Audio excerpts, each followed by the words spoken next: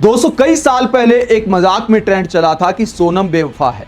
किसी ने नोट पर लिख दिया था सोनम गुप्ता बेवफा है। उसके बाद सोनम बेवफा है ट्रेंड करने लगा। बहुत सारी सोनम नाम की लड़कियां भी ऑफेंड हो जाती हैं कि आखिरकार एक नाम का ऐसे मजाक क्यों बनाया जा रहा है। और वाकई हकीकत में गलत था मजाक बनाना, लेकिन हकीकत में सोनम की बेवफाई की जो कहानी सामने आई है उसने समाज को झकझोर कर रख दिया है। अब माता पिता 10 बार सोचेंगे लड़के की शादी करने से पहले। सामने वाली लड़की से पूछेंगे कि बेटी तुम खुश तो हो ना। लड़के के माता पिता या परिवार 10 बार सोचेगा कि अभी हनीमून पर भेजा जाए या नहीं भेजा जाए। पहले लड़की के व्यवहार की तसल्ली कर ली जाए कि लड़की क्या वाकई एडजस्ट हो गई है। हालांकि इस बात की भी गारंटी नहीं है कि लड़की मुस्कुराए, सब कुछ खुशी खुशी करती दिखाई दे, तब भी लड़की वाकई खुश है इस बात की कोई गारंटी नहीं है। सोनम रघुवंशी की बेवफाई की कहानी यही बयां करती है।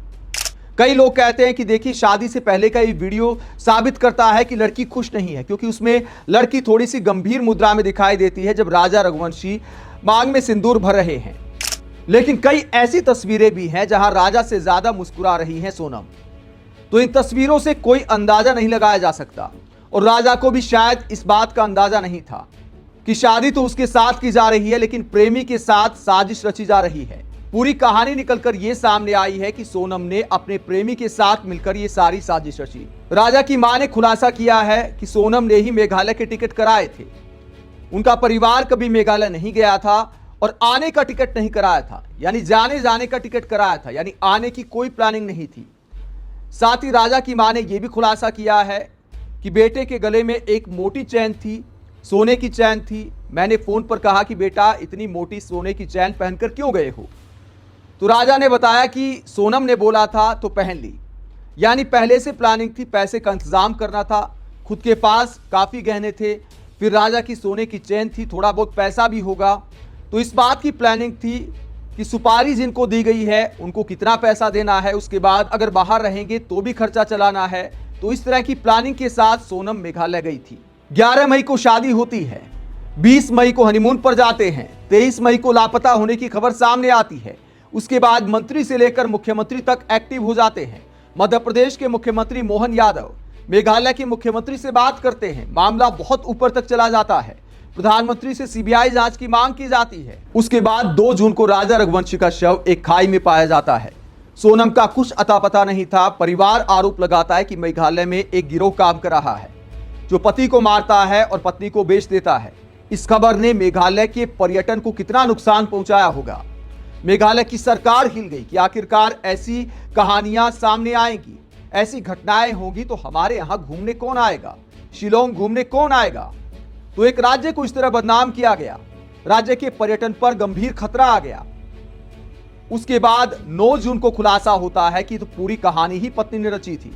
प्रेमी के साथ मिलकर, प्रेमी राज कुशवाहा के साथ मिलकर सोनम रघुवंशी ने पूरी साजिश रची थी। गाजीपुर के ढाबे से गिरफ्तार किया जाता है सोनम को। रात में घर फोन किया था, मैं गाजीपुर में हूं, खुद का फोन बंद कर लिया था। शायद इस बात का डर होगा कि फोन के माध्यम से पुलिस को पता चल सकता है, पुलिस ट्रेस कर सकती है, इसीलिए फोन बंद कर दिया था। तो ढाबे वाले के फोन से ही घर फोन किया था। उसके बाद परिवार फोन करता है पुलिस को और पुलिस गाजीपुर के उस ढाबे से गिरफ्तार करती है सोनम रघुवंशी को। उसके बाद अस्पताल में एडमिट कराया जाता है। अब मेघालय पुलिस और इंदौर पुलिस इस पूरे मामले की आगे जांच करेगी, जिसमें पूरी कहानी सामने आएगी कि राज कुशवाहा के साथ मिलकर सोनम ने कैसे कैसे पूरी साजिश रची। एक एक डिटेल मेघालय पुलिस इस बात का जल्द खुलासा कर सकती है। लेकिन दोस्तों इस खबर ने वाकई देश को सोचने पर मजबूर कर दिया है, माता पिता को सोचने पर मजबूर कर दिया है, चाहे लड़की के माता पिता हों चाहे लड़के के माता पिता हों। हालांकि लड़की के पिता का बयान भी समझ नहीं आता, कहते कि थाने की साजिश है, पूरा थाना जेल में जाएगा। बेटी के प्यार में इतना भी अंधा नहीं होना चाहिए। गाजीपुर की पुलिस को आखिरकार क्या लेना देना सोनम रघुवंशी से। गाजीपुर की पुलिस सोनम के खिलाफ आखिरकार क्यों साजिश रचेगी, क्या पुलिस के पास यही काम है।